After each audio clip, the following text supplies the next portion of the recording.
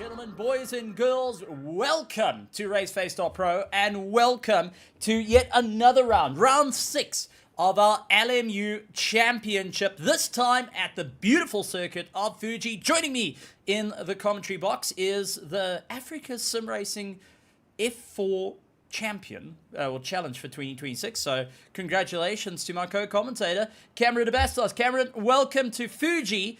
And we're going to be blasting around here in LMU and the championship towards the top, looking incredibly tight. Good evening, Stephen, and thank you for that very kind introduction there. But yeah, as you mentioned, we are all the way out in Fuji in a little district known as Santo District in Oyama in the foothills of Mount Fuji. So you will see in the wide angle shots, you might see a bit of a mountain or rock heap there in the background. No, it's not for the rock climbers out there. It is Mount Fuji. Very beautiful, very notorious one. A circuit that I just found out a few minutes ago from a co-commentator, stating that it was originally meant to be an American-style super speedway, but then later was completed as a road course and opened up in January of 1966. And it's also the first circuit where a Formula One race was hosted in Japan in 1976. So very interesting little piece of history behind the circuit. Not originally meant to be a road course, but then later changed to be a road course.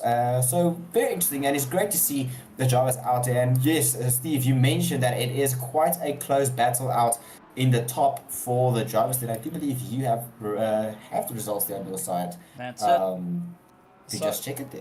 So, first place is Martin Jacobs, who is currently sitting on 157 points. But, by the looks of it, he's not here tonight, which is going to make things rather difficult. Gerrit Bucas holds on to second place on 129 points. And as we see him on screen now, if he gets a victory here tonight, that will jump him into first place in the championship. Johan Blichnoot in third on 121 points. He's also able to jump up. A victory will get him up to 158 points because it's 37 points by coming in first. Brandon Kruger, along with Rowan Kleinans, Chris Collison, Sean Stratham, Paul Fenter is tied with Esteban Pretorius in 9th and 8th place. Herman Percival on 37 points is going to be looking to fight his way through. So there is tight fights. Kleinans and Chris Collison. Kleinans on 64 points, Chris Collison on 62 points, only 2 points variation between them. The likes of Paul Fenter and Esteban Pretorius, they are incredibly close.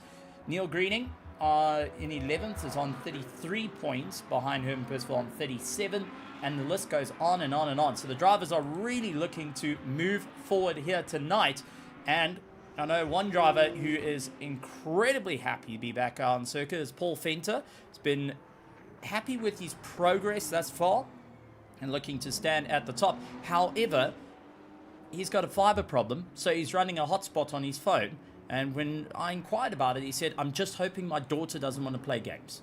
Otherwise, that's going to be him out of the race. But also taking a look into the virtual grandstands, we've got the Griffin Sim Racing team and Stingers in full flight. All of them looking to have a bit of fun out here for the RaceFace LMU Championship. And looking forward to having a great blast around the circuit. And absolutely, Stephen. And I just took a quick look here at our sheet here, and it looks like we've got 2 drivers that have been removed from the championship, and that would be the likes of Carl Westhuizen and Esteban Pretorius, both of them being shown here as a DSQ or disqualification on our overall championship standings, being that they have exceeded the amount of races they did not sign out of, so they will not be able to fight for that championship. Now, both of them are RTA drivers, with Esteban jumping from the Lamborghini and going over to the McLaren 720S, which has not treated him quite well during his stints within that car. So that will mean Herman Percival will be moving up into the top 10, even though it's already 10th position, but we'll be gaining more positions there. However, we do have, you mentioned a lot of drivers quite close there, with a close fight between many of our drivers there. Sean Stratham, fortunately, I believe, is one of the drivers that is not able to make it. Oh, no way, he is out currently on circuit, so welcome back, Sean Stratham, after a bit of a I hate it last week. Is now going to fight it out and hopefully get those that 9-point gap deficit between himself and Chris Collison, which will move into the top 6, and maybe even a total of 11 points, maybe even 12 points, bump him over Rowan Kleinans. But that will only mean he will get those points if Rowan Kleinans is not racing tonight, which according to our little timing sheet he is not racing tonight, so that will count in his favor. So there's a lot to be made up here, a lot of points to be gained for the races here happening tonight. Remember, this is only round, I believe, round 6. So we are in our closing stages of the championship. So round 6, and then there's 2 more rounds to go, being settled at Algarve and then all the way in Bahrain. So it's going to be quite interesting to see how the drivers are going to be tackling it and how they will be able to fight it out. But you mentioned Paul Venter, Stephen, and take a look at the top of that timing tower. Paul Venter, blistering fastest laps in both first, second, and now also the third sector, which pushes him all the way to the top. And then also the likes of Sean Stradom. Sean Stradom being AFK, missing from the likes of Spa, as now it seems to be turning into a LMR fiesta there at the top. Both of them taking the top 2 spots on the preliminary with only 9 minutes and 20 seconds left on qualifying. So in things to go for, we do have Bierkus and Jacobs still out there, meaning that they will be hoping to shake things up and take it to the fight of the LMR drivers. Jan Bluchnote up into second place. Herman Percival up into third. Times flying in. A 1:42.5 set by Bluchnote. A 1:41.9 by Paul Venter. Percival a 1:42.9 as Bierkus comes across the line with a 1:41.9. Remember, championship at hand here. If Martin Jacobs falls down out of the top 3, that means that Bierkus has an opportunity for the championship.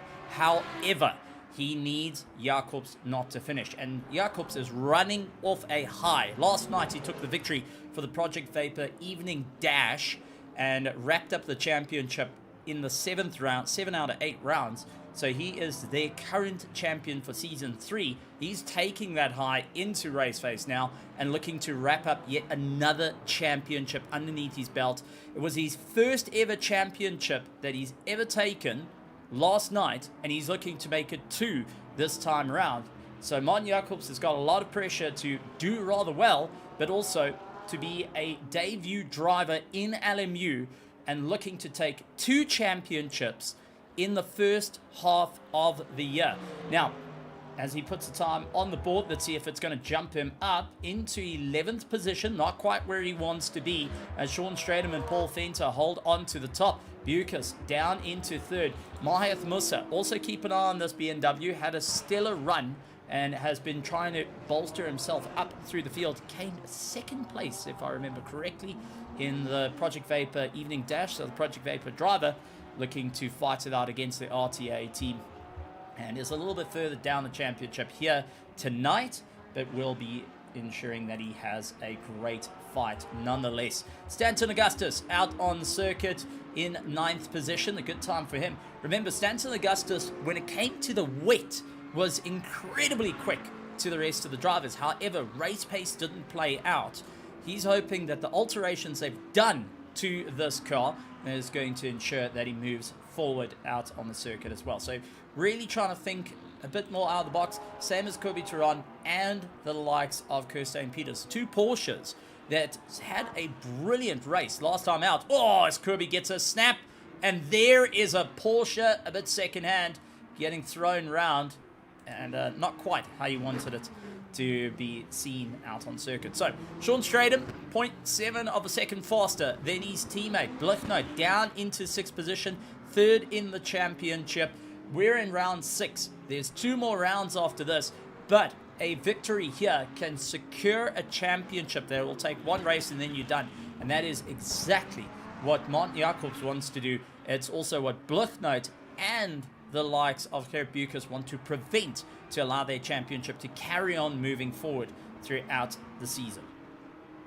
Absolutely, Stephen, and it is going to be a bit difficult. We did see Jacobs now putting a much better time, bumping me into 4th, but still not up to pace with the LNR boys. The Porsche and BMW of respectively Venter and Stradom have absolutely proven to be forced to be reckoned with around here in the qualifying stages of our Fuji race here at Fuji International Speedway. However, quali and race are two different things. That brings up the point with the likes of Chris Collison, currently in 10th position. Chris Collison, absolutely phenomenal when it comes to his qualifying pace in previous rounds, but always during the race section, he goes and drops back throughout the field. He has been playing a bit of a second fiddle to his teammates in the form of Harry Beekers, helping to defend-ish the attacks coming from the back of the grid.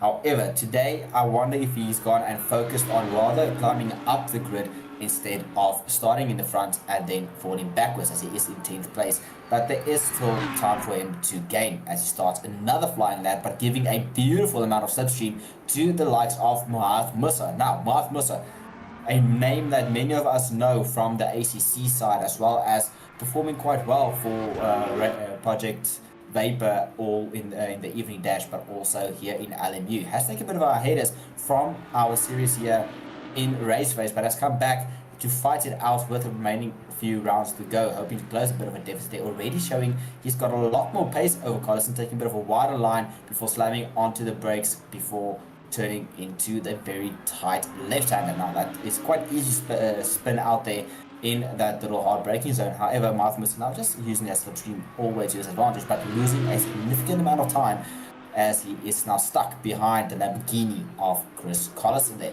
It's all to play for Chris Collison now, not being able to play that backup fiddle for his teammates. It's going to be very difficult, but also take a look there. Herman Percival, earlier this season, wanted to change cars from the McLaren or to a different car, saying the McLaren struggled when it comes to the rough, bumpy curbs.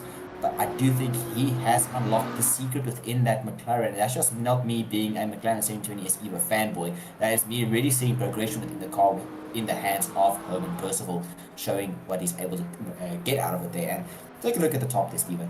Names that we are not used to seeing is up there in the front. Stradom, Fenter, Musa, Percival. Names of drivers that we are usually seeing up there, Jacobs and Blichner, struggling to really take it to these guys and not really able to claim their top spots, one can say, in order to fight it out. Yeah, Jan Blichner in second place is going to line up against Sean Strahan, Les Paul Fenter, Herb Bucas, Maeth Musa, Herman Percival, Martin Jacobs, all can fire back at them. Stancil Augustus, a really good time from him. He's currently in 8th place with a 142.6. Kirby sitting with a 143.0, close behind Arno Kraus in the Lexus, 143.1. Chris Carlson, a 143.2. Chris St. Peters, a 143.5. Jan VDV and Gerald VDV sitting with a 143.7 and a 144.1 respectively.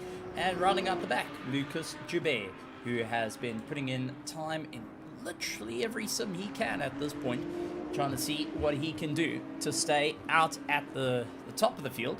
And I've got to say, consistency has been paying off for him. Just by circulating, has kept himself within the top 20 and continues to just see it through to the bitter end, despite that Mercedes not quite working with him. Just by circulating, just by being there, just by seeing the checkered flag, has gently been moving him up through the order. So he's going to hope to just keep that momentum moving every step of the way. Unfortunately, there has been the one or two where they landed up into the dirt. So, that being said, Sean Stratham and Blichnout currently hold the top two rows. Bucas and Paul Fenter hold the second row. And this is the first time we're not going to see an RTA lockout at the front. But Paul Fenter, good in the second sector. This is going to be a personal best for him. When he comes across the line, can he beat that 141.6? He does. He gets a one. He does improve, not by much, unfortunately. A 141.612. Still maintains that fourth position. Bucas holds on to third. Mahath Musa, also good improvements on his side. Herman Percival, Martin Jacobs, all trying to make their way around. But with 1 minute and 18 seconds to go, this is where you got to start thinking about what the championship's going to look like. This is where I would pull into the pits, say, right, I've done my time out on the circuit. Now I'm game to see who I can chase down ultimately in the race. Start getting yourself sorted out. Have something to drink. Calm down. Shake those nerves out and make sure that you're set and ready to go for a 1 hour 20-minute race around a very, very warm Fuji circuit. 30 degrees out there on the track. The drivers all having to battle around trying to keep it all together. But that is also going to have the cars slipping and sliding as time goes on, depending on who's going to take tires or not here around Fuji. This is always the difficulty in this race, comes down to strategy. Who's got enough to get it to the line? Who's going to move forward? Martin Jacobs, quickest in first sector. Can he carry the momentum in the second and third sector to put himself back onto the top? Let's take a look, though, as he's giving it everything he can. He needs to be the 140.896. He was up in the first sector. Will it be enough in the second sector? It's a personal best in the second sector. Not the fastest, though. Getting a little bit squirrely coming off the apex. Trying to keep the power down as much as possible. Last night was in a Ford Mustang. This time in the Mercedes. He's been bouncing between the two different cars, trying to find what is more comfortable for him. For the RaceFace season, he's been in the Mercedes. For last time, the Project Vapor, he was in the Mustang. He's hoping to put himself onto the top now. Booting it across. Is it going to be enough to get that one lap flyer, as he will be the last one to come across the line for the RTA team? And gets across the line up into 4th position with a 141.2. Unable to get onto the top spot. The very first time this season we've seen Jacobs, who is out of the top 3 and will have to go and sit third. You'll have to sit side by side against championship rival Bucas, who's right by him. Jan Blichnout will be ahead of him, so he can help push the train forward, but Sean Stratham will have the advantage as the LNR team to try and hold the inside line. So Mahath Musa, next car to come around, unfortunately down in the second sector, up in the first sector. Can he make it up in the third to move himself into the top 5? In the BMW M4 GT3, giving it everything he's got. Down the main straight they go. And this is going to be Mahath Musa's chance. Can he take a deep breath? Can he make it work? Can he pull out the inner Valentino Rossi as he boots it across the line? And a 141.8, unable to jump up into the top 5, but a personal best nonetheless. Unfortunately, some few mistakes come creeping in there, running deep into some of the long sweeping corners there, and also right before his the final turn, fortunately not able to get the car hooked up and push it all the way to the line. But still, it's great to see him back out on track there, and still puts him in a great attacking position when it comes to taking the fight to our front running pack. But lining up to fellow BMW driver Paul Fenton. Now, these two have a bit of history in terms of racing one another. I don't recall any bad history between them, but if you don't have bad history with any drivers out there, then are you even really a racing driver? But I'm going to hand it over to Steven as we run through the starting order of our round 5 here in the shadow of Mount Fuji. It's Sean Stratham and Jan Blichnout out on the front row for round 6 of the LMU Championship here at RaceFace.Pro. It's going to follow by Gerrit Bucas, Martin Jacobs, Paul Venter going to be battling it out. And I'll see our timing board just absolutely doing its own thing, because it just feels like it's going to wait out. Gerrit Bucas, Martin Jacobs, Paul Venter, Mahath Musa, Herman Percival, Chris Carlson, Stanton Augustus in 9th, 10th, Kubi Turan, Arno Kraus, followed by Chris St. Peters, Jan van der Venter and Gerard van der Venter going to be lining up around one another, with Lucas Jabet rounding out the pack. This is going to be an insane race, folks, because for some drivers, it's all or nothing for the championship. For the likes of Martin Jacobs, who needs to finish ahead of Gerrit Bucas or keep close enough to Bucas and Blichnout to ensure they maintain points. But Cam, I'm looking out on the circuit right now. I'm seeing the lights coming on. I see that it's gotten a little bit darker. And if I look out the commentary box here, I do see a couple of windscreen wipers coming on. We qualified in the dry, and it's starting to get a beautiful little drizzle here at Mount Fuji, and our drivers are going to have to contend with new conditions off the bat. Well, it wouldn't be a race in Japan if they didn't have any wet weather racing going on there. Now, Japan is notorious for extremely heavy rain. many of you would recall knowing it as monsoon rain. So it makes it very, very difficult in order for these drivers to go from dry to wet, and you hope that your setup that you have loaded will be able to work in any condition. But I do think we might have a full wet race and not intermittent as we had at Spa. But drivers are all lining side by side, eager to put pedal to the metal as we wait for the round 5 here at our LMU RaceFace.Pro Championship to get underway. Round 6. Apologies for that, but they are getting ready, waiting. Eyes on the light gantry. All are red currently, but they are waiting as they approach the line. Oh, this is such a long straight. It's so tricky. You wait, you go as they all release into turn 1. The RTA now trying to push the train forward while the likes of Sean Stratham tries his luck. Immediately, Blucknote goes to the defense for the inside line. He got the jump off the line. Martin Jacobs looks around the outside of Sean Stratham, and a big look out on the inside for Bucas, who gets knocked all the way through. He's able to straighten the car out, but creates a monster concertina effect. Paul Fenter behind Sean Stratham. Blucknote gets the drive for Martin Jacobs back down to 4th place, and now has Mohamed Musa all over the back of him. Bucas put his nose forward and unfortunately ran out of road, and now down to 7th position. Got a little bit too antsy on the throttle, and now having to fight his way from the back.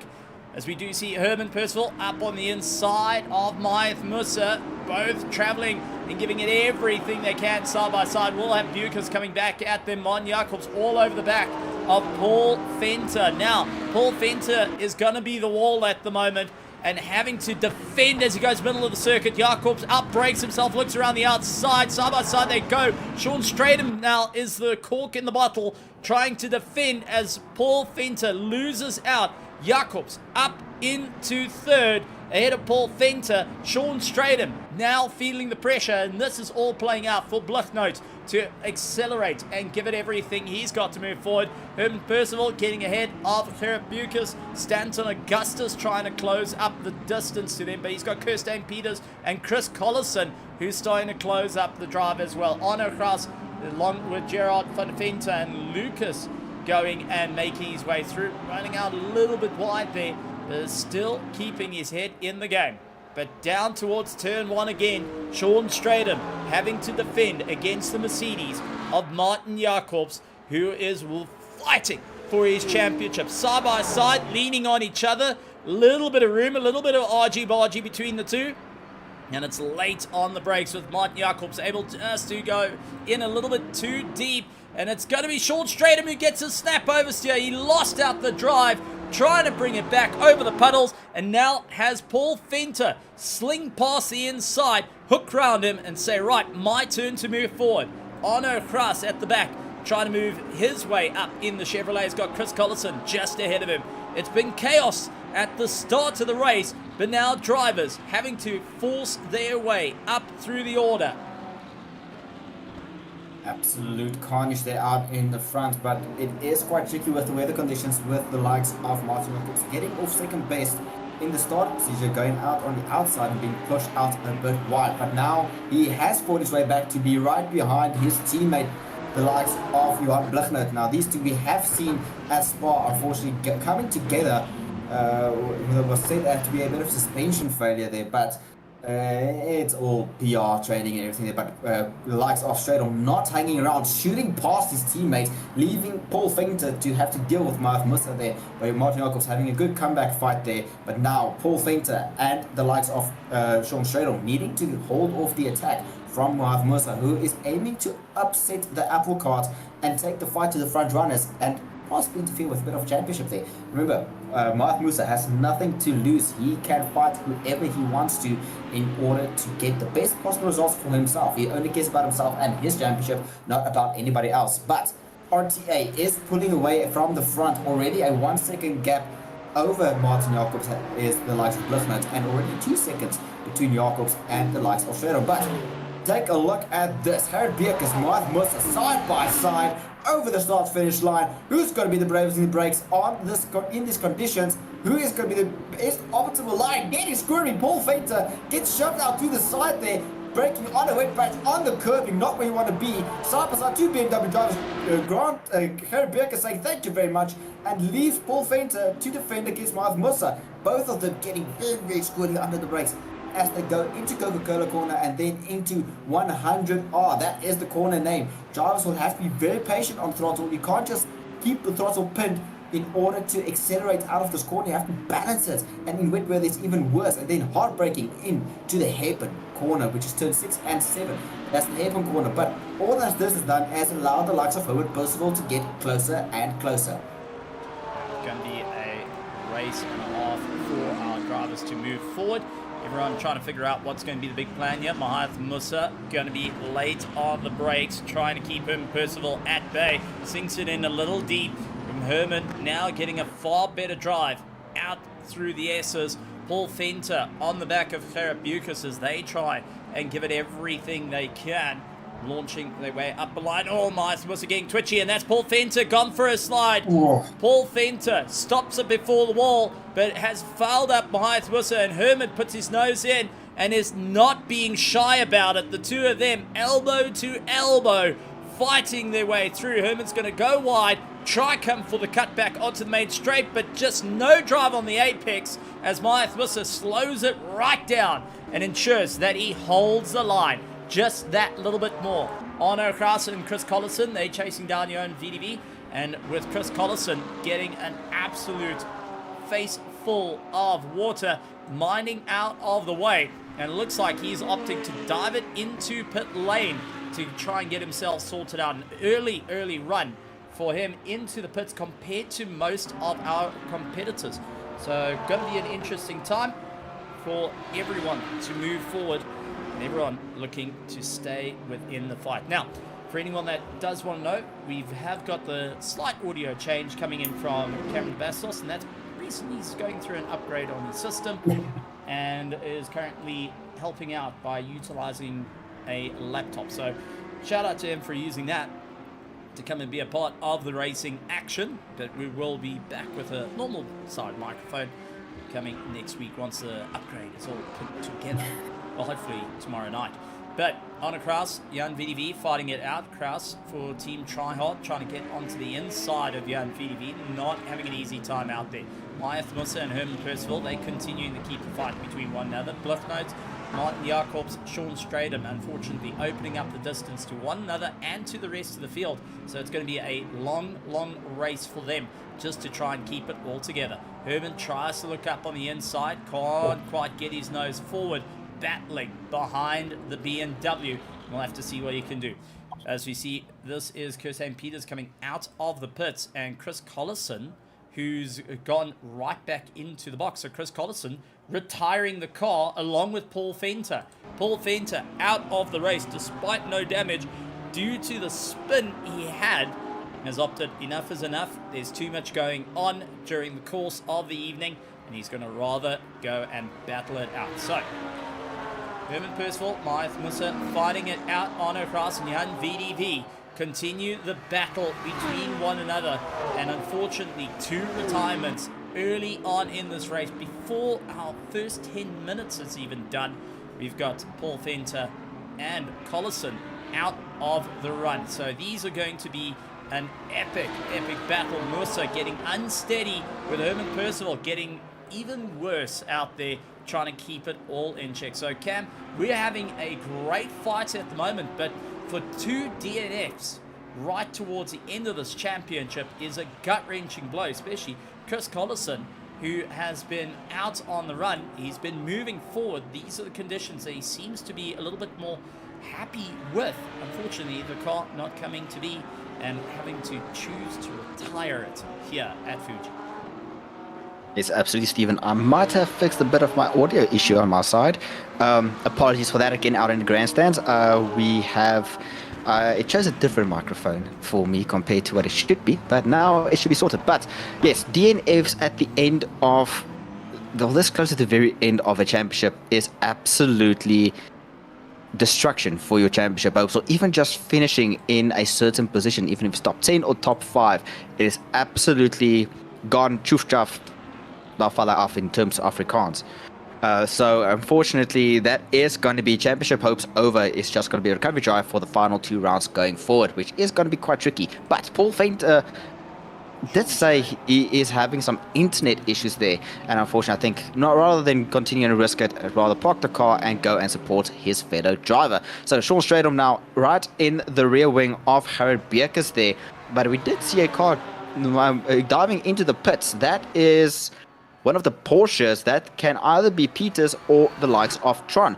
One of them, there we go. It is Peters, Kirsten Peters, jumping into the pits in order to get something fixed on the car. That rear wing does look a little bit skew. I'm not 100% sure. So it's going to be interesting to see what he's able to do there. Having to be moved back into his pit box, missing it, and now going up, not onto the jacks. Fuel stop and some work done getting the car fixed. So either some gaffer tape being placed over some damage in order to get it running there. But Harold Bierkes, after a bit of an abysmal start and some early contacts, has now fought his way into 3rd position. Now, Steve, we did some calculations earlier. He needed to win the race in order to take the lead out of the championship. But it needed to have Blighnout or Martin Jacobs not continue racing there. This just throws out everything. I mean, Bierkes not showing any form or any type of pace in order to take the fight to the RTA guys. Again, RTA locking down that top 2 steps absolutely with a almost 6 second gap, as Bierkes now has to fight against the likes of Stradom. Okay, that is where you can be so thankful, so thankful that there was a network issue, because holy moly, that would have been a missile to the door for Gerrit Bierkes, and I saw his life flash before my own eyes for it. But oh boy, that is a bit of a moment out there. Martin Jacobs and Blighnout going and fighting between one another, continuing the pace.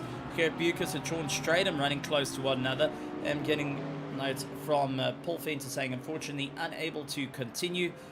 The little boss has turned around and said, listen, we got to go by moving forward.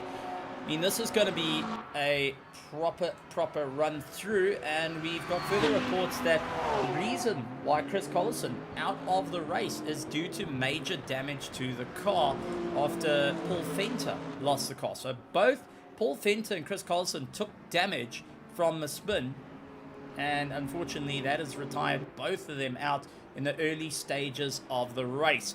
So they're going and assisting their teammates now to ensure they keep the momentum moving forward. Johan Blighnout, Martin Jacobs keeping each other busy, Gerrit Bierkes, Sean Stradom. But a little bit further back, we have got Herman Percival, who's trying to stretch open the gap to Mahayath Musa in 6th.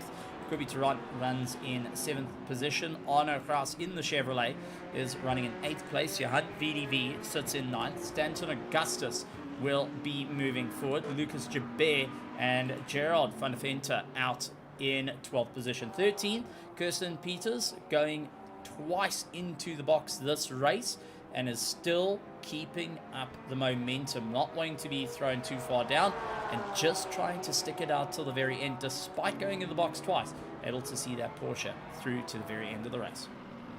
Absolutely, Stephen. And with how things currently stand, Stradom will be jumping over the likes of Chris Collison to gain another position there. But now the question is, will he be able to score that? Yes, he will jump both the likes of Chris Collison as well as Ruan Kleinlands. Kleinlands unfortunately not being here tonight to race, and then of course a retirement from Chris Collison, not what we would have wanted. But RTA, these two drivers in the front, following and flying in formation, moving across the line. I wonder if they have orders to they are allowed to fight one another, as we did see some unfortunate incident at the likes of Spa, both again in rain. But also if the team might have sat down a bit saying, listen, get it across the line, don't battle, you have a fight until the very end, settle it in the likes of Bahrain. We have seen many great fights still at Bahrain. Let's take this again there with Chris Carlson, with Jan Blighnout leading the way, and Martin Jacobs just starting in second. But Martin Jacobs does have a point to prove. He wants to go to Series Champions in the same simulator a day apart, having clinched the previous championship last night, and now needing to do the same again. Wanting to do the same here at RaceFace. this gap just it grows, it closes, it grows and closes. It's difficult to see any form of weakness between the two of them. Which one has the strength? Which one is better in cornering? Which one's better on the straights? Fuji has a lot of straights, but it's difficult to see which one has the best. But I do see the likes of Martin Jacobs being the better on the brakes and closing the gap quite significantly down to his competitor and teammate, Johan Blichnout. Now, the RTA team not ones to go and hand out orders to one another. They took the fight. Round 2, Paul Ricard was a bit of an argy-bargy contest between them.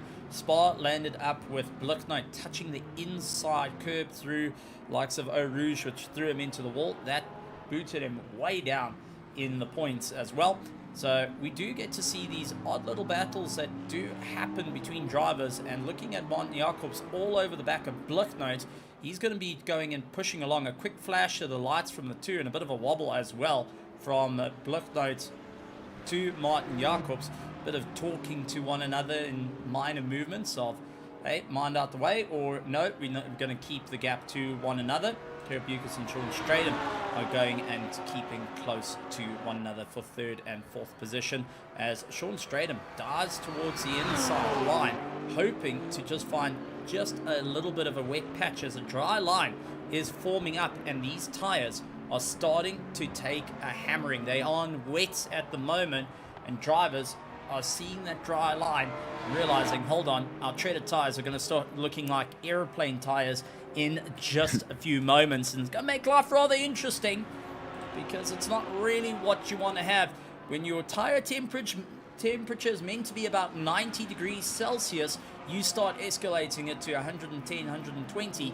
Well, they don't behave as much as you would like, and that grip, especially under braking, fades away, as we do see Sean Stratham nearly into the back of Bucas' car, deciding not quite to able to make it as Bucas guards the apex. Remember, Bucas needs to maintain 3rd place at minimum to ensure he still takes a fight to the championship at this point. Sean Stratham, however, round the outside with a Porsche, beautifully done, both leaning on each other quite a bit, but able to sleep on by contact as Sean Stratham got it out of shape. Bucas got on the throttle, caught onto him, and he was slightly off circuit as well. So the two drivers pushing harder and harder, and they got to be careful, because the more times they argue with one another, the more times that these drivers in front will start to open the distance. But Cam, we are starting to see an interesting play here as everyone's on wets, and we're starting to get into drier conditions. Who's going to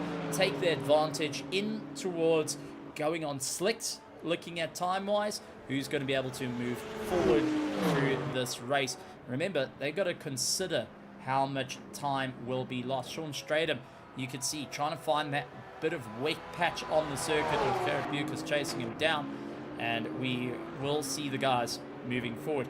Now, I have got a bit of an alert from Paul Fenter saying, unfortunately, he's getting the cactus from his team for having a bit of a whoopsie-daisy moment, and will be facing the rope, the LNR pipe, as they call it, and will be facing that during the course of the evening. Something that's dubbed full Project Vapor, and looks like he's been handing it to himself. Quite confident into this race, unfortunately, not seeing it through to the end due to damage. But Martin Jacobs and Blichnout keep each other well in check for the RTA team and running in formation with one another. But take a look at the difference in lines through the hairpin as Jacobs takes a wide line, early apex, and gets onto the power, where Blichnout takes a very shallow line and just manages to hold his place. However, both drivers are starting to back each other up just enough to allow the likes of Stratham and Bucas to get 2/10s every so often. Thing is, Steven, now with Bucas behind Stratham, Bucas not having the pace he would have wanted, and Stratham able to get those tires to work. Yes, he has wet tires, but now I also brought up the question about which we got answered now. Do some of these drivers run dry tires? However, I don't think they do. As you see, again, the leaders jumping over to the wet stuff to cool those tires as much as possible, but still defending against one another. But Stratham has been released. He's now able to gain a bit more time there. However, these two drivers are still able to pull a bit of a bigger gap. So the question is these two going to be able to keep it clean and fight it? They do have a championship on the line. They do want to find, do want to go and win it. It's all about now playing fair. Who has the better line? Who has the better setup? You mentioned it, as I say that, it looks like Jacob's getting a bit loose on the curbing. You do not want to touch that as the rear will step out. The Mercedes getting all very two-step cha-cha-cha on the side with a bit of a wiggle there. So the drivers need to be very cautious on which part of the circuit they want to use, which part they don't want to use, and how soon they can put down the pedal to get the car to accelerate out the corner. Now, the good thing is, around the Porsche, it has good exit out of the corners. Absolutely phenomenal drive out of a corner, especially on low speed corners. However, the Mercedes is a car that also seems to be performing quite well within the wet weather, just keeping a bit better pace, just maintaining a bit better in terms of just going and pushing out the power there. However, on the brakes, the BMW, the king for straight line speed, is not able to maintain that, Stephen. He seems to be struggling a bit with that BMW, not getting the performance he has grown accustomed to when it comes to the machine in wet weather conditions. Yeah, it's starting to feel the pressure, and I do think the tyres are starting to have a bit of a drop-off at the moment between them. So it's a tough call between the drivers of where they're going to go. And for both RTA drivers, they need to think about what is the championship going to look like. For Sean Strader, who is further back in the championship, he is also going to be gaining a few positions ahead of the pack. He's lies in 7th at the moment on 53 points. Chris Colson's on 62, with Bjorn Kleinons on 64. Brandon Kruger, who's also not here tonight, he sits on 104.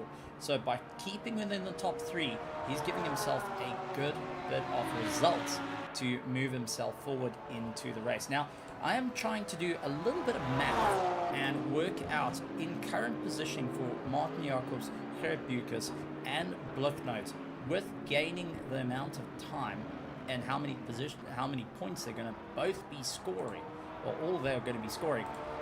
Who is going to stand where? Because the championship is oh so tight. You want to ensure that you can keep going. You don't want to get caught out in a bit of a problem, and you can land up running afoul right towards the end. I mean, currently, Gerrit Bucas, who sits in 4th, is only going to get 22 points, while the likes of 3rd place is 26 points, 2nd is 31, and 1st is 37. Martin Jacobs is going to be scoring 31 points at the moment. I'm trying to see where they can move forward. So it's going to be an interesting time. It's going to be a close one, but we still got plenty of racing with 58 minutes to go. Our closest battle on circuit is between these two.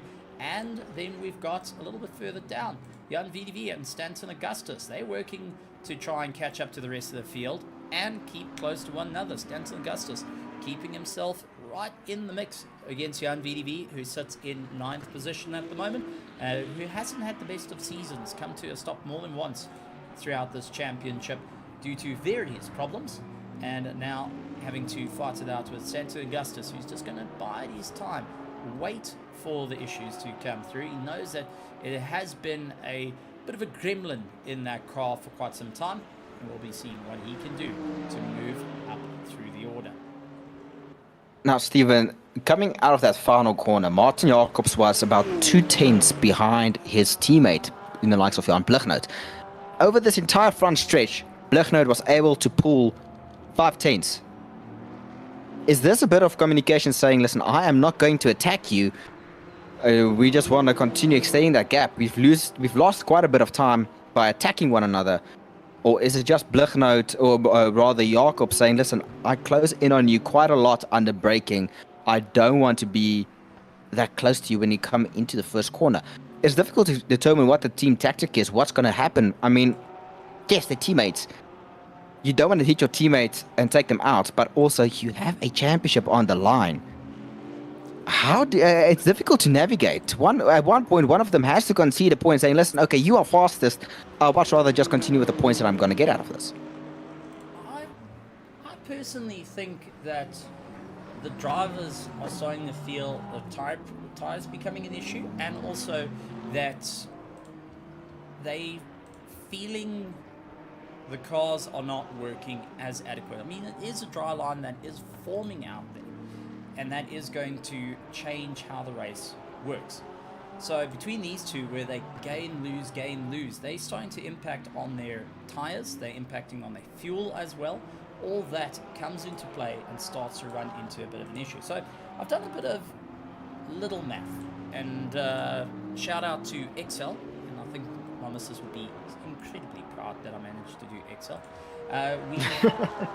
We've got an interesting fight on hands, because Martin Jacobs will be first in the championship on 188 points. Blichnout will be second with 158, and Bucas on 151, if they maintain position as it stands right now. This will change depending on who pits when, and if the pit stops are going to run according to plan. So the drivers will have to consider their options of who stands at the top coming the end of this race. So tough calls, very, very tough calls between drivers and for the teams to work out. And this is where having someone in the background just to start judging points, starting to see who will fit themselves where, who they need to be fighting with, does come into play. But for the likes of Sean Stratham, who is looking to walk away with some great points at the moment, is going to be more than happy to just keep his momentum going. But take a look at the dry line that's starting to form as we watch Herman Percival going and following it through. He's also on a bit of wet tyres. Some parts of the circuit drying up beautifully, others not so much. And this is the one thing about LMU that is really, really good. When they came out, they said they've got dynamic circuits. Now, for those that are used to iRacing with the rain and LMU, they've got dynamic circuits. So depending on how many cars are driving on what line, you get that dry line starting to form. On ACC, you just have the computer giving you that perfect racing line where it dries up. But the dynamic line also shows where each of the drivers are managing to make improvements and where they're running close to one another in terms of their normal racing line. But you also see some of the corners where that dry line is starting to fade out more and more, where you land up everyone having some type of variation on what they need to do. Kurt St. Peters is about to be overtaken by our leaders, and for Blichnout, this is a nightmare affair. Remember, they're both still on wet tyres. They've been hammering it on dry lines. Now they're going to have to transition back to wet weather to clear past Peters if Peters remains on the racing line, which means you've got treaded tyres that have been torn to pieces, now trying to go back into wet weather conditions. And Peters, being the nicest person ever, runs out wide, allows both drivers to clear through. For Martin Jacobs, it's a thank you very much. For Blichnout, it's also a thank you, but it's all keeping close to one another. Herman Percival, Maith Musa also doing what they can. Jan VDV and Stanton Augustus. Those are the three closest fights at the moment. Sean Stratham holds on to third place with Kurt Bucas in fourth place at the moment. Herman Percival, along with Maith Musa in sixth. Seventh was Kogi Turan, Arno Kraus, Johan VDV, Stanton Augustus, Lucas Jabir, Gerard VDV, along with Kurt St. Peters rounding out the pack between our drivers with 52 minutes to go. Cam, a bit of an open up time, something we've seen in Fuji more than once. It doesn't matter which sim you're in, which drive you're going in, LMP2, LMP1, hypercars, GT3s, all of it. Fuji does open up, but it becomes a little bit more dangerous as you start having to race yourself instead of your competitors. Absolutely, Stephen. This is where you need to make sure that your consistency is what keeps you afloat. I mean, we mentioned it, the dry line that's being formed. These tires are going to be shredded. They've gone from wet weather to slicks, but here's the worst part. They're wet weather slicks, but not at the optimal pressure. So it is going to be very, very difficult to really maintain it. If you've looked after them in the earlier times, maybe going to be playing in your favor. However, in the case of our two front runners who've been absolutely going at one another, unintentionally though, those tires will be absolutely shredded. As we do see Maith Musa pulling all the way to the side in order to cool down those tires. It is a very difficult one. It's a little voice in your head saying, listen, you either keep it going safely and just circulating until you have to do your pit stop, or you push it. But it's that self-control that is the key between keeping you facing the right way and you facing the wrong way. Now, I keep on looking at our timing tower, especially those top two in the front. that gap keeps going and closing and going and closing. You can almost tell when the likes of Jacobs and Bluchner are both entering the likes of, well, the cornering aspect, when they brake hard to slow down those cars. As you see that, just look at that. Jacobs takes a bit of a wider line in order to open up the chicane for him a bit more. Bluchner a bit of a closed off one, and that has allowed Bluchner to be right underneath the BMW's wing.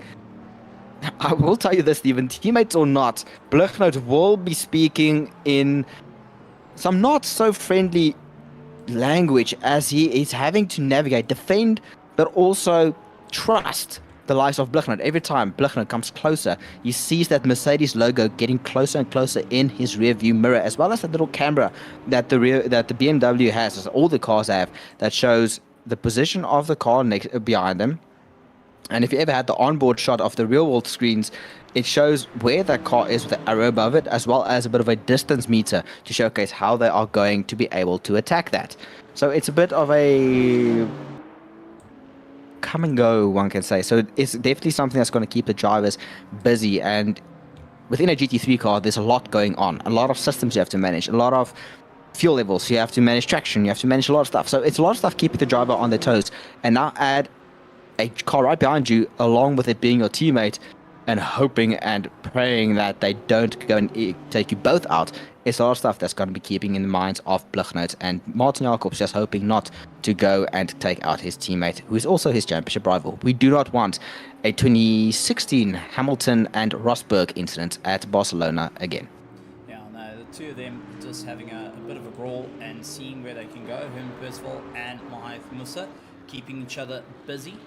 No real big changes in the championship at the moment. Each of the drivers having their off moments, but all looking to carry on scoring points, other than our two DNFs, Chris Colson and Paul Fenter, that will be getting 0 by the end of this race. Unfortunately, not completing 60% of the race means that they will be seen as a caught out between them. So it's a tough call for our drivers and thinking about the championship.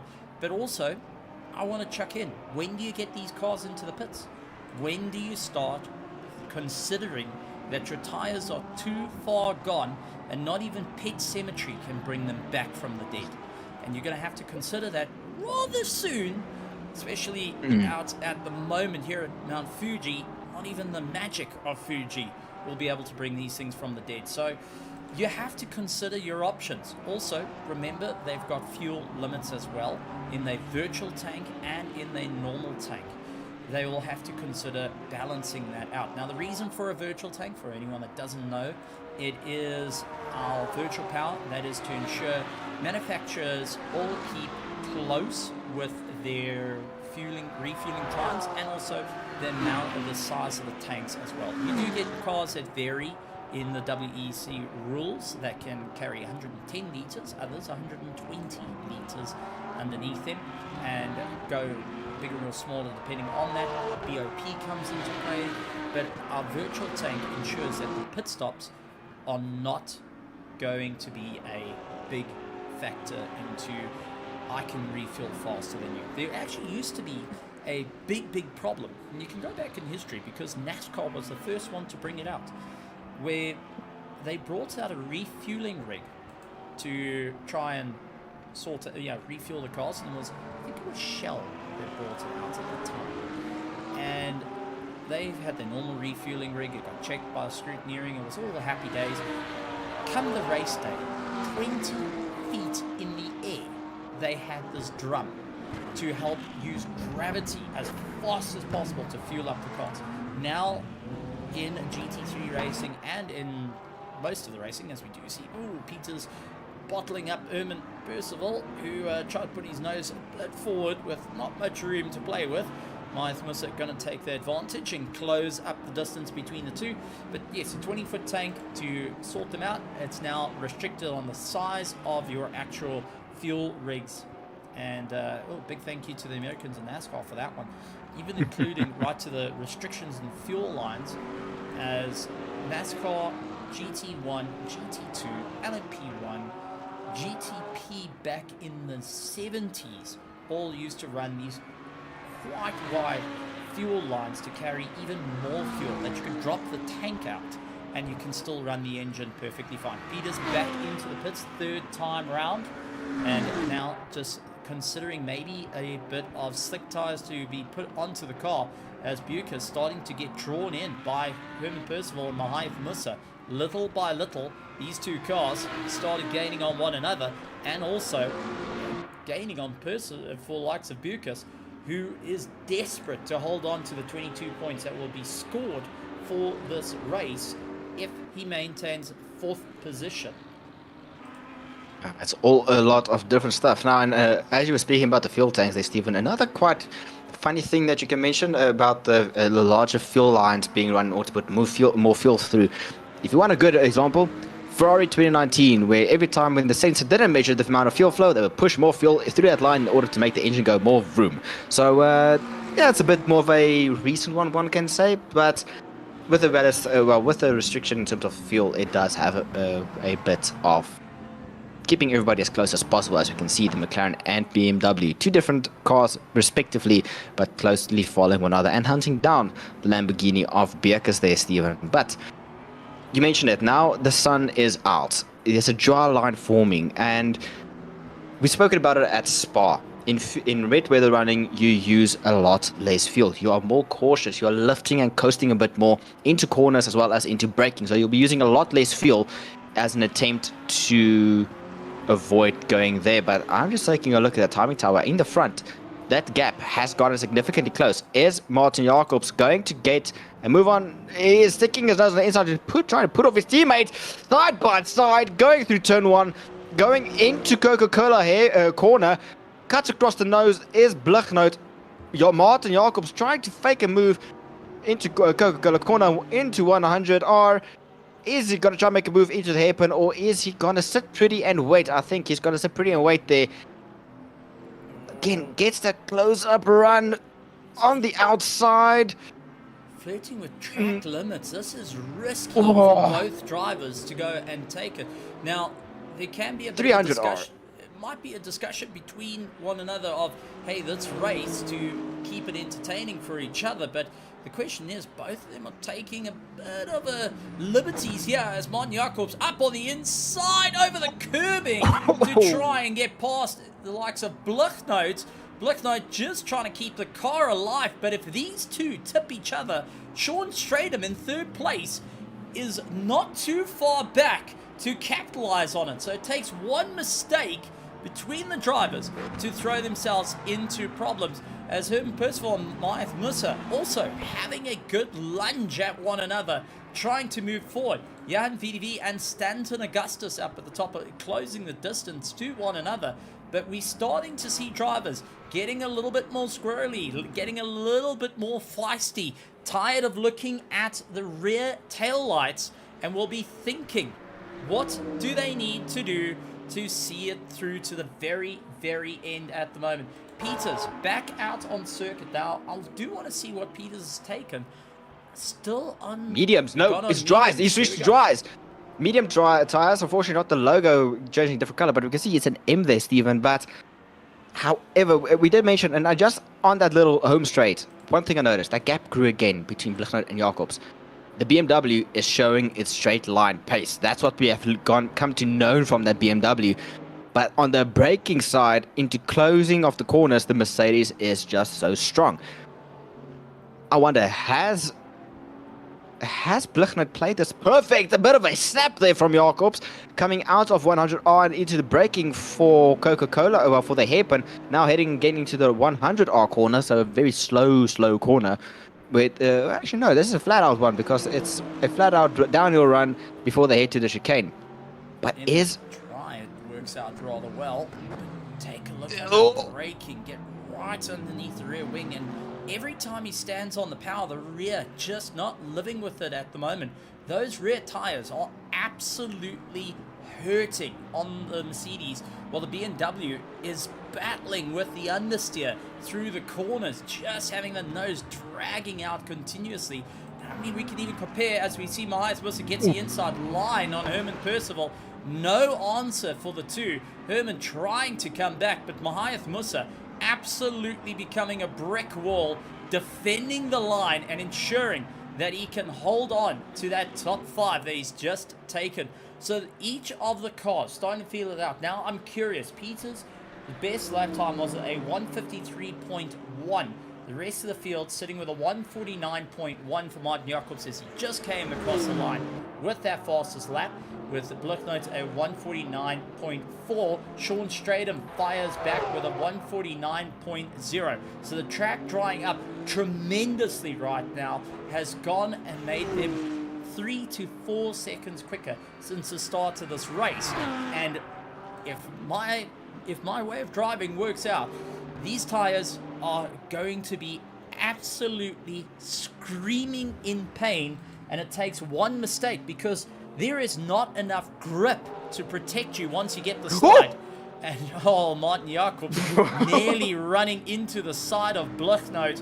This would be a very awkward conversation between the two of them, now racing for position, but also if both manage to fall out of the running, it allows the likes of Bucas to come back at them in the championship. Absolutely, Stephen. Apologies for that, but I just saw a twitch there, a bit of a on the rear end of Jacobs. I seem to have made a bit of a contact there with Blichler, but these two are going at each other absolutely now. Now we're halfway through this race now. No way these tires have any form of life left into them, ladies and gentlemen. They need to either box shortly in order to get that last pit stop done, along with fuel, and then you hope that there is no rain forecast in the last 40-ish minutes of the race. But the drivers will not know. They will have the pit crew in their ears telling them what they need to do. So it is going to be, but now we have a close run. Slipstream, the gap is not closing at all. It's going a little bit there. The BMW is stretching its legs, but in the slipstream is Jacobs. Is he going to make a move into turn 1? Closing. It's less than 2 tenths, pulls a bit, going defensive. Here's the likes of Blichnote. Martin Jacobs stuck on the outside, not able to make a move out there, but also not really putting in an attempt or an effort to get any sort of run on the likes of Blichnote going into turn 1. Formation flying now going into Coca-Cola corner, then hard on the brakes again. Now this corner exit in the dry is very, very tricky. If you do not get it right on, you do get a bit of a track cut. But take again there, Martin Jacobs having to go and take avoidance in an attempt to not run into the rear of Blichnote. But he keeps on placing himself in the weirdest possible positions, not mounting an attack, maybe optimizing his run out of the corner, but he is not going to make it again. Going on the outside instead of just backing out a little bit to get a better run for the chicane going through 300R. He is coming up, well, they are coming up to back markers who have gone, and this is the likes of VDV and the likes of Lucas Hubert now. Very strange formation going on here. We have the Lucas, the Hubert there in the, well, now running there in the front of these two. He's going to be a bit of a bottleneck. Is the like of Martin Jacobs now going to mount an attack? Use his back marker as an attempt to say, listen, you've led enough laps. I want to take charge of this now. Let me run. I'm much quicker in the braking and much... yes, you might have the straight line speed on me, but I'm able to just get closer to you on braking. You're fouling up my race. I mean, Sean Stratham, from 8 seconds, look at that, to 5 seconds. Now they're again on the run straight. Sean can see them. He can almost reach out and touch them as he tries to get into that top 2. But Martin Jacobs is not placing any form of attack onto his teammate. BMW just able to get a better run out of the final corner now, and now stretching his legs, going a bit semi-defensive, saying not going to happen there. But Marth Musa, closest battle on circuit, Marth Musa and Herman Percival. One of the closest battles on circuit there, but the McLaren now struggling. I think Herman might have absolutely destroyed the tires in that McLaren, not able to keep up with Marth Musa. Marth Musa now in his element with the dry tires fighting it out there. Further back, we have Stanton Augustus and Johan VDV. Both of them having fought close throughout this entire race, Stephen, and not any one of them giving an inch throughout this entire fight.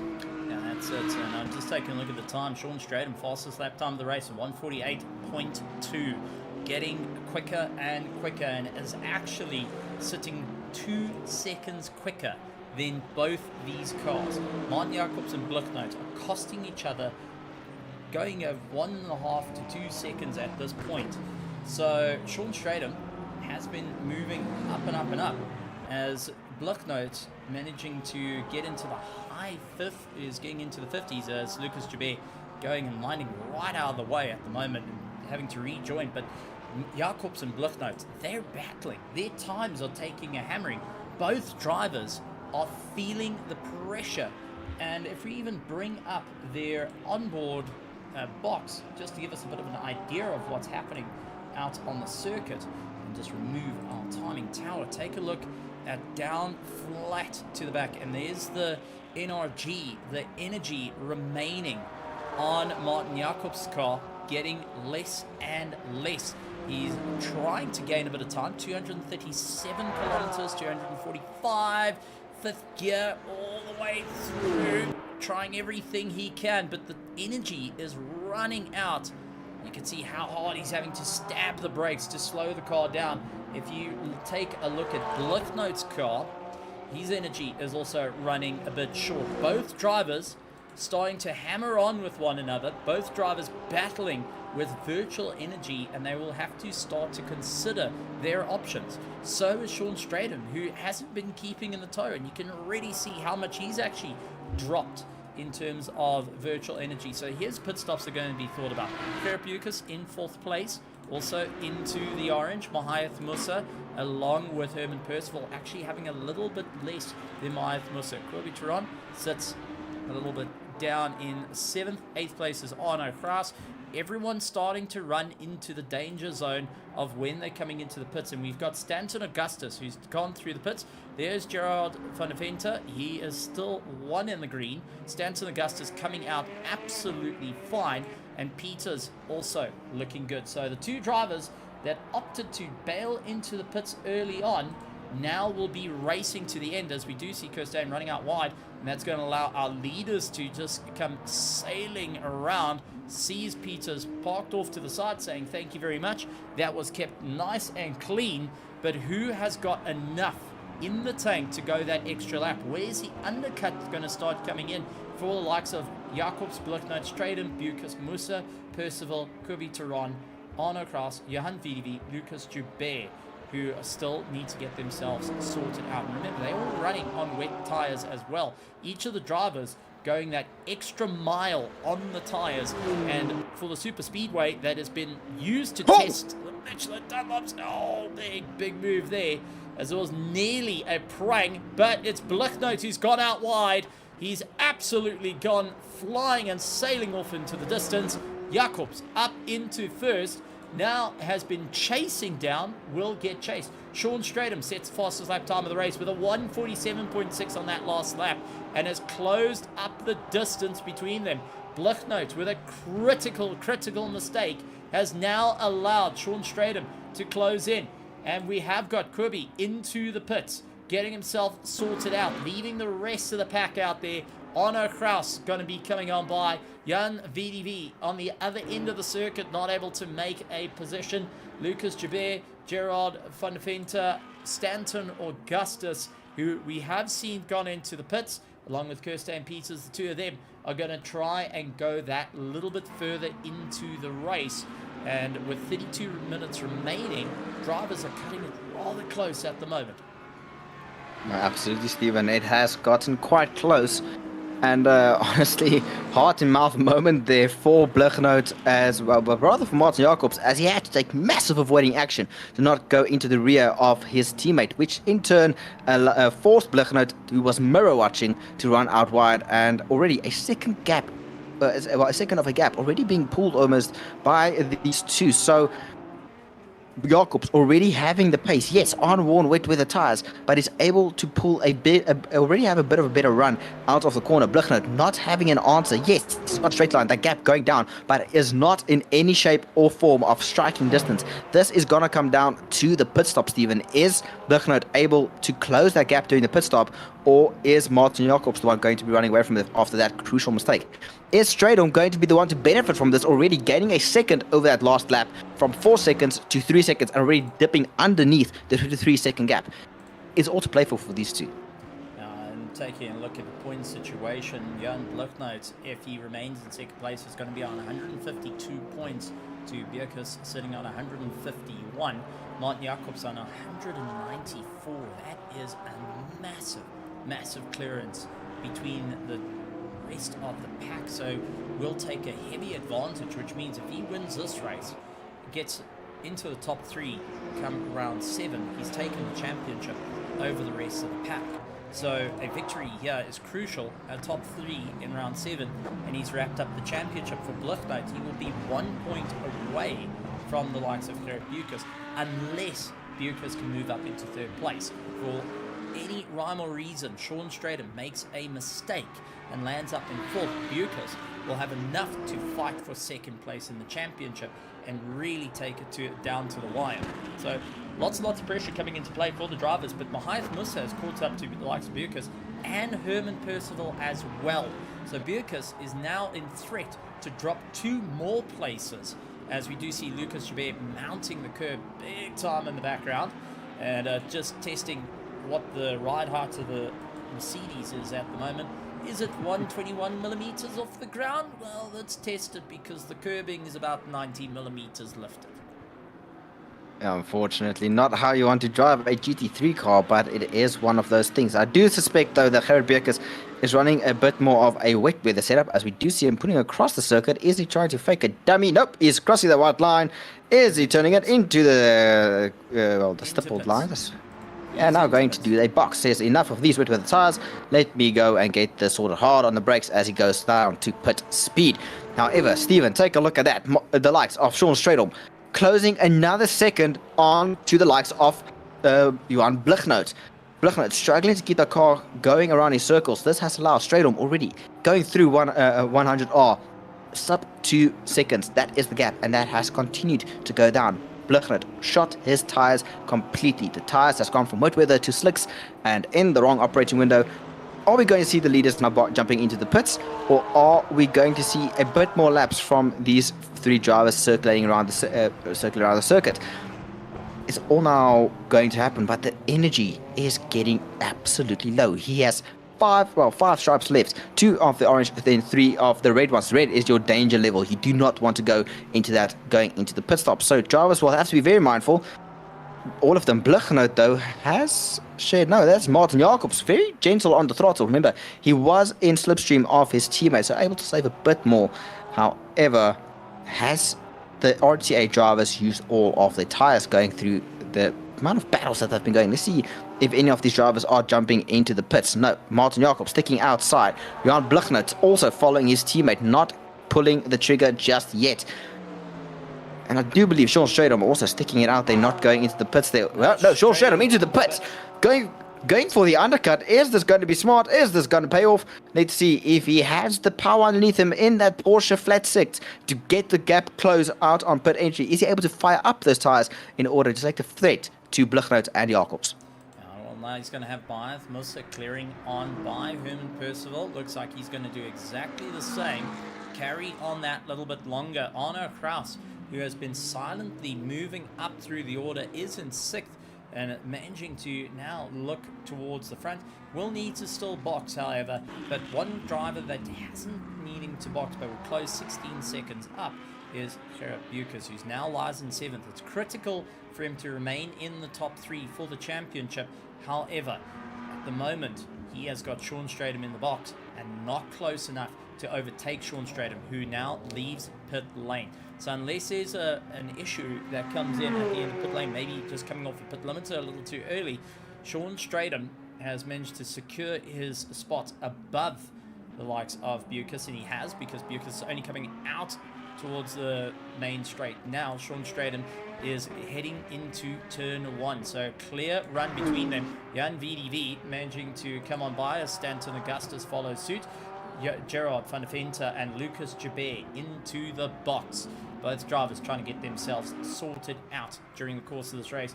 And let's see what the tyre situation is going to be like, as the couple of drivers that's still on wet weather tyres. Jacobs, Bloknout, Musa, Percival, Kraus, all on wet weather tyres. Stanton Augustus will be changing onto mediums First on the mediums is going to be Sean Stradham, who was already holding the fastest lap time of the race with a 1:47. And take a look at the response from Jacobs and Bluchnout. Both drivers into the box to get themselves sorted out. Mahath Musa going to be keeping his foot firmly to the floor. Continuing on for Project Vapor, will come across the line to take over the lead of the race for now. Herman Percival will be doing exactly the same, as he'll be taking over second in the running. So RTA making the choice to double stack the pit stop, get themselves sorted out as a bit of a retaliation to Sean Stradham's undercut. And it looks like Jacobs, first out the box, will be more than happy on that one. Bluchnout following suit, and they have cleared likes of Sean Stradham to secure that 1-2 at the moment. Arno Kraus pulling into the pit box to get himself sorted out. Nice gentle approach. Sean Stradham, we saw nearly collecting the wall on his way through. Jan van der Venter and Stanton Augustus fighting it out between one another, both running line astern. Stanton Augustus trying to figure out where can he get that little bit of momentum. Leans to the right-hand side, starting to show his hand early to the likes of Jan VDV, who is having a brilliant run at the moment. For Jan, this will be a great run for him in the championship. He's battled every single race to finish, and now we'll be looking at taking it across the line in the top 10. So for likes of Jan VDV, this is a stellar run on his part, and it will be moving forward. I mean, he's had 2 DNFs. He's come 26th in round 1, 18th in round 4, and 17th in round 5. For a top 7 here, this is going to be a good one, and, well, good to see that he's getting it across the line. A bit of a discussion in the pits has motivated the driver to see it through to the end. Arno Kraus will be coming out in front of them as they're the fighting duo, currently the closest out on circuit between one another. Musa leads, Herman Percival in second, Martin Jacobs into third as our top 3 continue the last of their run. Musa into the pits, Percival into the pits. That's going to allow Jacobs and Bluchnout to take over the lead of the race and continue their fight onwards. Sean Stradham will be chasing them down and will take over third in the race if he's close enough to Herman Percival and Mahath Musa by the time they complete their pit stop. Fortunately, Stradham getting a bit of traffic on his outlap there. That did slow him down quite significantly, though. But Stephen, take a look at that gap between Jacobs and Bluchnout. It went from 1 second to almost double it, to 3.4 to almost 4 seconds. So Bluchnout getting the bad stop between the 2 teammates, and Jacobs able to maintain his lead. But Stradham closing slowly but surely that gap between the 2 of them once again. He's got 23 minutes left in the race. 7 seconds currently on the timing tower. Is he able to close it down? We do not know. Did he already damage the tires beyond repair? We do not know also. But Bierkes able to get the cut over Mahath Musa, who just exited the pits. So Bierkes semi has 4th covered. However, he does still have the threat of Mahath as long as with Herman Percival. All of these stops has spread our closest battles to be a bit of a bigger gap. So I wonder if there is different fuelers going into the car, different times being set there. But we'll have to keep a close eye regarding the times being set by the drivers as they take on in different conditions to what they started, and now having to take and warm up these dry, slick weather tires compared to the wet weather tires. And VDV and Stanton Augustus keeping each other rather busy. Gerrit Bierkes sets the fastest lap time of the race of 1:44.3 on medium tires. So far, no one's been able to do that. And everyone sitting a little bit into the 146s. The only one that's actually got into the 144s to join the likes of Bierkes is Kubi Turan, sitting with a 144.795. The rest of the drivers, unfortunately, not the case. But what I'm curious about is how close are they flirting to limits here? Virtual energy and fueling becomes a real factor, as we do see Martin Jacobs across the line, 145.9. Bluchnout at 145.4. Stradham at 144.8 to Bierkes 144.3. So the timing is getting quicker and quicker, and it's showing that the tires are starting to come together. But take a look at the virtual energy there's not a hell of a lot to play with. So as you're picking up the pace, you've got to realize that you're going to be caught out here. For Blicknote, he went for a little bit of a safer option, adding a little bit more fuel. It cost him time in the pits, but is giving himself that little bit of room just in case the car starts to use a bit more, which in the drier conditions, quicker lap times, starts to be the case. Bucas putting an absolutely stonking time out there, 143.7, and is fighting to catch up to Sean Stratham, is doing everything he can to move forward and not waiting it out at the moment. For Bucas, it's all or nothing to close up to Sean Stratham, 13 seconds up the road as he tries to navigate around Stanton Augustus, the two Stingers Racing. Going to have a quick chat, say thank you very much on that one, but now needs to get past the likes of Johan van der Venter further up the road. Herman Percival battling out against Kirby Turan, and Kirby's actually faster than Herman Percival at the moment, with a 144.7 as his lap time. Herman with a 148.2, trying to get those tires to wake up underneath them and carry a little bit of momentum forward for the last 20 minutes of the race. Oh, Kirby under braking. Got very, very close to that McLaren, and the Porsche going and giving it everything he can in the 991.2 at the moment. Absolutely heart-and-mouth moments being delivered by all drivers out there, but now Herman Percival needs to fold in those little drivers. That's gonna be painful. I know Japanese, well, in Japan there's normally some very good singers out there, but guys, please don't turn me into a singer. That's in the past. But some heart-and-mouth moments there. Edge of seat. A bit of a postman Pat licked the stamp and sent it there, but so grateful both drivers are still driving, and some gentleman driving going on there. But now both drivers will be having damage on the car. Both side damage, so will not affect too much on performance. However, it does affect the aerodynamics of the car. So these cars will be down on top end speed as well as their overall times.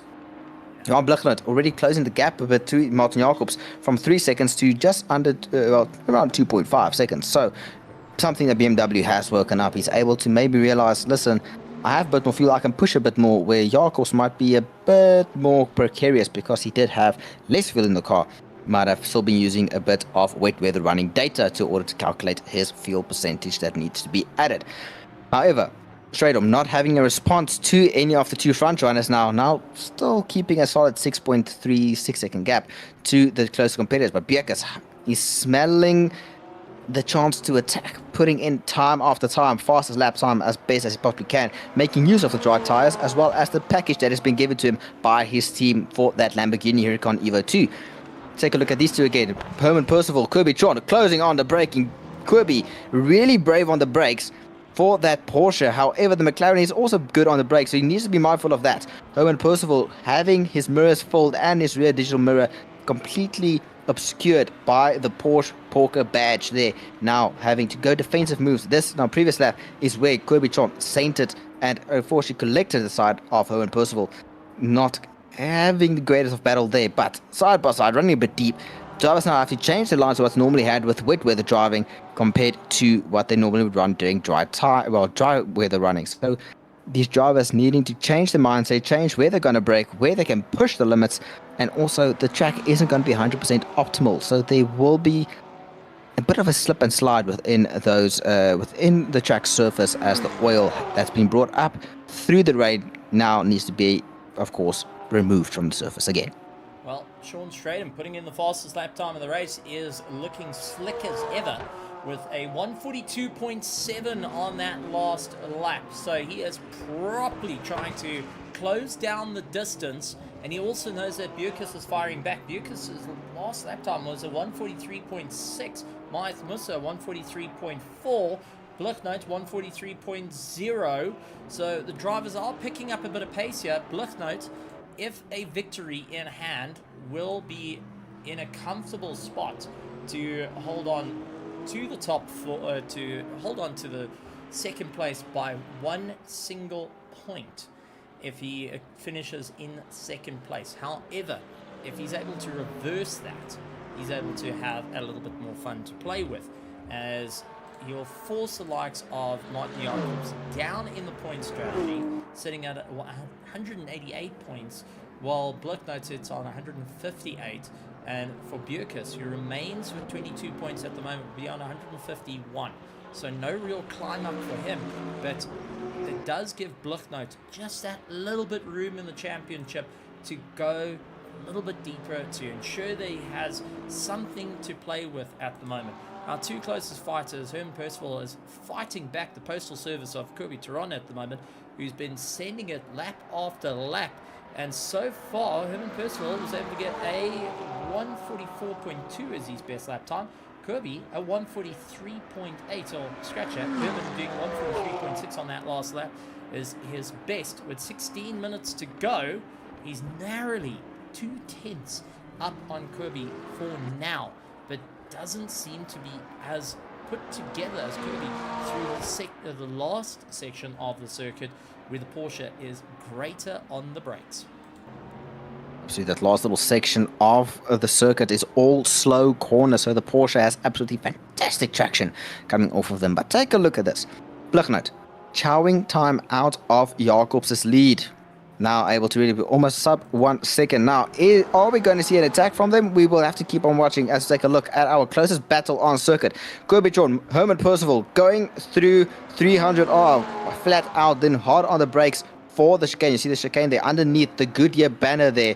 Hard on the brakes. Is it going to be a send? And it is almost. Anyway, hard on the brakes, backs out. Porsche saying, nope, I'm gonna just scare you a bit, but you hold your line very well, Percival son. Now, let's go and go for it again.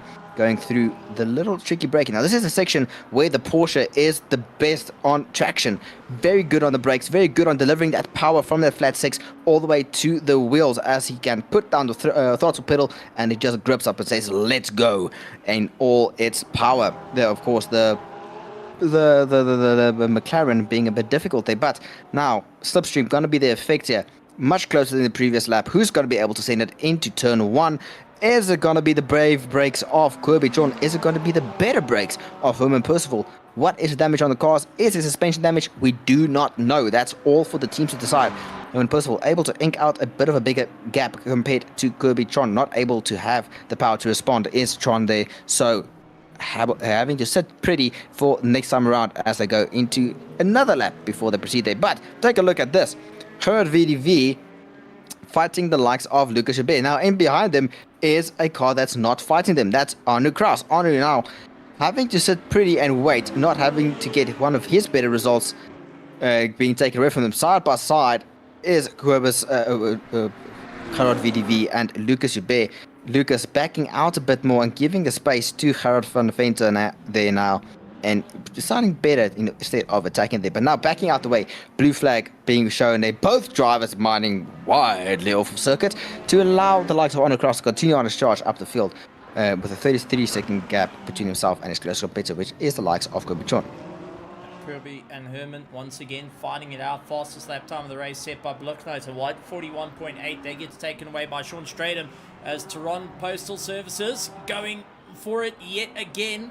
Late on the brakes, and Herman having to really fight it back, and very, very late on the brakes to just keep alive ahead of Kirby at the moment, who licks it, sends it, puts it on the inside. Couldn't quite get the drive to work out, and the Porsche a little bit of a slap coming on the out of the corner, sliding it, not having the easiest of time. So we're starting to see micro fights building up between the drivers and seeing who's going to be able to move forward. Each of the drivers hoping to take a victory here in their respective positions. That's going to help them out in the championship points. Martin Jacobs and Johan Blicknote continuing their fight with one another. With 12 minutes to go, can Blicknote capture the points away from Jacobs? Sean Stratham has been closing the distance to them.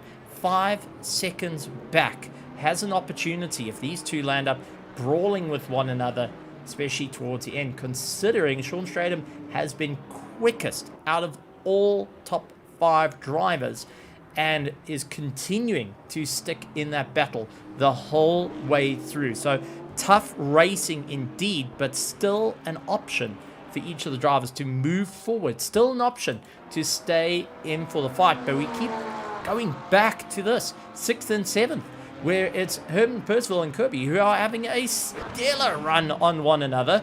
Kirby, once again, a big look down the inside. Unfortunately, couldn't get the drive. They do have Kirsten Peters back out on track. Unfortunately, been through the pits nearly 4 times in this, well, been in the pits 4 times this race. And now we'll be seeing these two catching up at a rate of knots, looking to move forward and fight it out for that 6th place spot. I mean, this is an absolute great run. Absolutely, Steven. So, fortunately, on the previous attempt, the likes of Kirby Chon's postal service was denied because there wasn't a fee. Well, a fee was due to be paid on delivery, and they sent it back to the sender. So, Owen Percival now having a bit of a bigger gap over his attacker of Kirby Chon. Almost 1 second. Kirby messing up on the previous lap, and the gap just going and extending and extending and extending. We've got, as you mentioned, Steven, micro battles going up across the entire circuit for 1st, 2nd, and then 3rd, just closing in ever so slightly. But Blichnout getting that BMW fired up a lot better now. Martin Jacobs now needing to look in his mirrors a lot more. That little cushion that he had is absolutely gone. So now he needs to go defensive again. The hunter becoming the hunted by the likes of that switch around. So Jacobs needing to be very, very mindful of where he places his car, how he defends, and how this will affect his championship hopes. And if these two start battling once again, that will draw Stradom all close and close. They're in the shot there, all the way at the back, just exiting the final corner, making his run, going towards the turn 1. So it's all to go for these drivers. It's not set in stone just yet. With 10 minutes to go on the clock, it's all to play for. Will the two RTA drivers keep each other busy? Will this lead to a battle between them, forcing each other off circuit and into a collision that we do not know, with the BMW getting squirmy on the brakes behind that Mercedes? Both front-wheel drive, well, front-engine cars, both German, different manufacturers. We do not know, as we switch back to this little fight between 6th and 7th of Percival and Tron. Yeah, and once again, Tron trying to look for the inside line, seeing every opportunity, but this time a lot closer. Down the main straight they go, as Herman now having to eke out that little bit more. The 720S has got some serious top end to go and carry the momentum, but it's going to be Kirby all over the back of him, looking to T1, middle of the circuit, defensive line to guard the inside as Herman moves around. A move for Kirby down the inside, out-braking himself. Herman going and making a last-ditch move to try and bait the likes of Kirby into a mistake, and managed to do so. Kirby now having to claw his way back into the fight. Second of the fights is Martin Jacobs and Jan Blichnout. They keeping close to one another, and so far Jacobs getting a little bit loose on exit, trying everything they can. As they finish, this is going to help Jacobs in the championship. For Blichnout, he'll be 1 point ahead of Gerard Bucas, who's been trying to close the gap to Sean Stradom in 3rd place. Mike Musa holds on to 5th place. Herman Percival and Kirby Turan fighting out for 6th and 7th. On across, Johan van der Vente, Stanton Augustus, Gerald van der Vente, Lucas Jabir, Kirsten Peters rounds out the back. And once again, Peters into pit lane. That Porsche has spent more time in the box than been out on the circuit, and obviously something just not very happy with the car. Kirby and Herman fighting it out between one another yet again. Kirby tries for the inside line, but just not enough room to put the Porsche's nose forward, and when it comes down to the main straight, just hasn't got the top end compared to the 720S. It's just purely frustration when you get onto the back of the main straight here, and suddenly you've got a car driving out of your life. Despite you foot flat to the floor, you're just not having enough to move up through the order. You're not having enough power underneath you to close the distance, in the BOP not running in favor of the Porsche in terms of straight line, but is able to close it up under braking to Herman, who just really tries to slow it up on the apex to foul the likes of Kirby each and every time. But 7 minutes to go, multiple little fights happening, and any little mistake that comes in for the likes of Karabukas, he's hoping that these two touch each other and go off. Taking the win away from both these drivers will help Sean Stradom in the championship, but it will also help the likes of Karabukas to stay within that fight as well, as Martin Jacobs won't score 37 points and Johan Blichnout won't score 31 points. They'll drop down that little bit further and see where exactly they're going to come into play. I mean, these are just little bits that the drivers have to consider. As you can see, Jacobs defending that inside line, and suddenly now having the likes of Blichnote looking for the inside, trying to get the drive. Both drivers going and licking it and sending it. Herman Percival and Kirby Turon once again fighting between one another, and further up the road they're going to be chasing down one of our back markers to see if they can clear on by. So little fights, little brawls, back markers coming into play, and who is going to be able to keep it going? They got Stanton Augustus that's ahead of him, chasing down Jan van der Vente, who currently holds on to 9th position. Good to see Jan actually getting towards the line, and with 5 minutes and 48 seconds to go, it's going to be one of his best results this season, and has really gone and proved that he can get across that line, that the car can get across the line, and that as a driver for an hour and 20 minutes, he's not worn out. He can see it through to the very end. Absolutely, Steve. It's going to be great to see him finish a race there. But this is one of our closest battles on circuit between 1st and 2nd, and then 6th and 7th. However, this is the one that's capturing our attention. It is between two teammates, two championship rivals. Are we going to be seeing a Mercedes 2016 interference again, or outcome again? Yes, one of them is a Mercedes, though. How ironic. However, or is it going to be Glee for the BMW? Onto the main straight. 310s is the gap. It is closing down. Are we going to see an aggressive defensive move again from the likes of Jacobs? He pulls across the circuit halfway, half-heartedly, not defending that braking. There we see the hard covering there. Side by side. Who's bravest on the brakes? Jacobs is going to be, Hubert's going to be into the mix here, having to play mindful of where he's going to place that car. Contact side by side, going into turn 2, Coca-Cola corner, rubbing, not thinking clearly. Hubert out the way, not wanting to get involved. And Blichnote saying thank you very much, side by side through 100, forcing his teammate off of the circuit. Now it's all about balance of the throttle. Who's going to be the best? Who's going to be the hardest? Who's going to be the bravest on the brakes? Going into the head, but backs out. Blichnote not able to attack it right there. Places the car beautifully is Jacobs. Rubbing is racing, but that has been some hard racing going out there, going into 300R now, having to force the likes of Blichnote to do all his work all over again. And that has allowed Sean Stratham to close the distance. A bit of a risky call to try and overtake the likes of Joubert and still fight it out, going through wide into a corner. Both drivers leaving nothing on the table with one another, and that's going to play into the favor of Sean Stratham. If they take each other out, if they land up causing a spin, and for whatever reason Stratham is able to slot in between, this majorly impacts the championship for both drivers. This is a risky move. It's fun to race with your mates, but the problem that comes in, you are going to be hurting the championship in the way you go. Jan VDV and Stanton Augustus have closed up to one another, and they are trying to close up to Arno Kraus, Gerald van der Vente a little bit further back, and we do see Herman Percival, who managed to clear them, is also miles clear of likes of Kirby Turon, who just needs to take it a little bit easy. Once again, another fight between them, hard on the brakes as they go around the outside. Blichnote trying to keep it all together. Jacobs goes and sweeps across the nose of Blichnote, fighting their way through. And honestly, this is turning into a monstrous fight that can end in two ways. Either in success for either of the drivers, or in absolute tears, because any off at the rate they're going is going to be a spike close to the wall, and I don't think either driver has enough in the tank to battle it back, especially with 2 minutes and 30 seconds left of the race. They're going to be feeling it. Sean Stratham has a clear run past the likes of Joubert, opens up the corner, allows him to clear on by. And once again, Jacobs and Blichnote close to one another.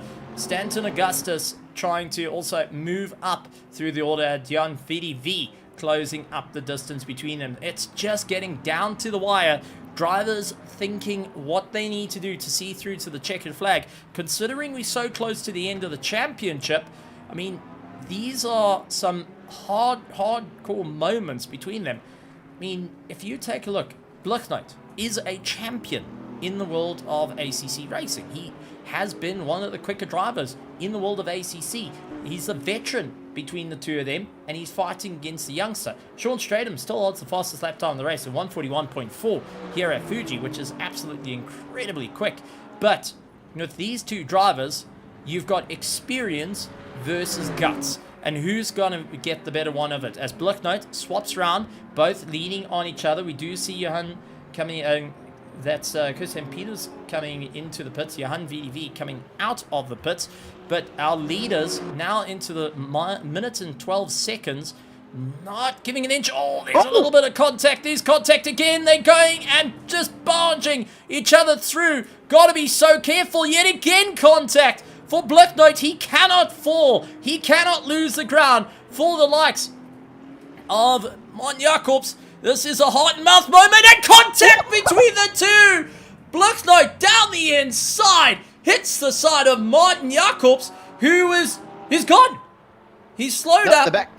That's Blicknote. Blicknote waited for Jacobs, and take a look who's brought through right at the end. The two of them have fouled each other up. Blicknote, who tried to be the gentleman, has sacrificed his race and now has to fight against Sean Stratham. That is what we've been worrying about when the teammates brawl it out between one another. Something, Cam, you know all too well about going and having close racing. But in this situation, a little too much is a little too late, and now Sean Stratham has just a couple of corners to rob Blicknote of second place, and if he does that, Blicknote will be losing out in the championship. Sean Stratham in the tow, pulling himself along, just hasn't got enough time to get past Blicknote. Blicknote remains in second place.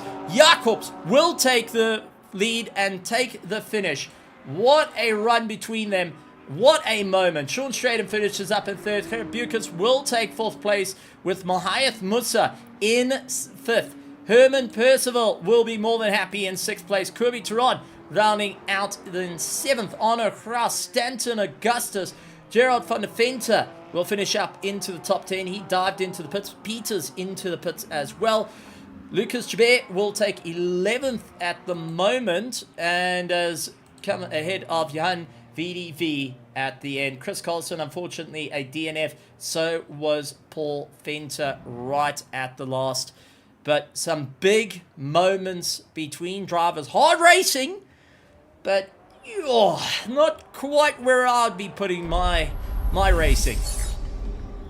Well, Stephen, I'm going to sound like a hypocrite because you know me and you've shared a track with me, but there's hard racing and then there's illogical racing. There's knowing when to attack and when to place the line. And yes, I do sound like a hypocrite. Those that know me know I race hard. But unfortunately, that was a bit of not if it was earlier, using the grey matter. If it was earlier, yes. If it was early in the race, yes. But because it was a little bit later towards the end, that did take them... It's risky. Yeah, and unfortunately, it did land up with a bit of a problem. So, I won't lie. It was a bit of a risky move between the drivers. Well done to everyone for seeing it through to the end. And we're going to have a chat to the drivers. But this allows Martin Jacobs to extend the gap further to 188 points in the championship. Just about securing the RaceFace Championship from the likes of Jan Blicknote and the likes of Gerrit Bucas, who try to come back. Unfortunately, just not close enough to make it happen. But some great racing, some close racing, and, well, some interesting moments. If Blicknote kept his foot in it and Jacobs was not able to keep that bit of momentum, this would be an entirely different conversation for the championship for Jacobs. However, it came to Blicknote lifting and then having to guard the line against Sean Stratham, because if he lost out to Sean Stratham, he would also fall third into the points behind Bucas by a single point. And that is not what he really wants to have during the course of the whole thing. So some tough racing, some hard racing, but we got to see it all through to the end. And our drivers getting out of the car after a wonderful, wonderful race. And we'll be having a bit of a chat to one another. And absolutely great, great stuff. I mean, this has just been a race and a half drivers having a ton of fun out there. And what an exciting time here in LMU for the RaceFace.Pro, powered by EEG Evolved. And honestly, Cam, we have seen some great runs for this championship, but we're getting closer and closer to the end.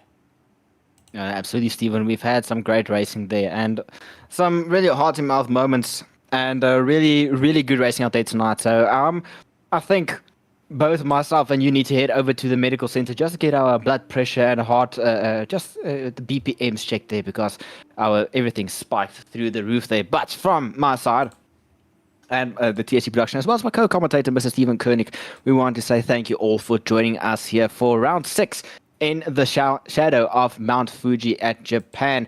But however, tomorrow the racing isn't over just yet for this week. Tomorrow we are heading over to ACC at a little circuit called Paul Ricard, the other French circuit that it doesn't have a very special place in my heart, but it's still a special place for many of our drivers out there on the ACC. The battle is close for both our Pro and Pro-Am, as well as our Am Gold and Am Silver Championship, with the drivers fighting it out for podiums and wins over there for that side.